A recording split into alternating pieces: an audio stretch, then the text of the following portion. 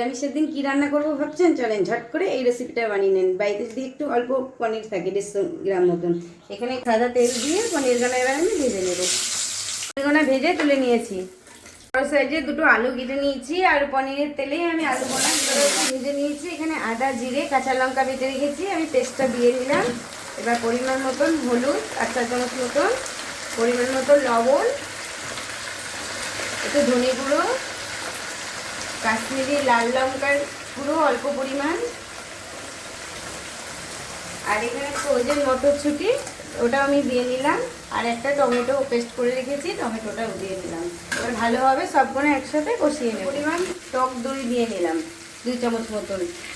আমি আর একটু ভালোভাবে কষিয়ে নেব। মশলা থেকে আমার তেল ছেড়ে দিয়েছে। এবার আমি গরম জল করে রেখেছিলাম, পরিমাণ মতন জল দিয়ে নিলাম। এবার ঢাকনা দিয়ে ঢেকে রেখে দিলাম। একটা ফুটে উঠেছে, এবার আমি পনির গোনা দিয়ে নিলাম।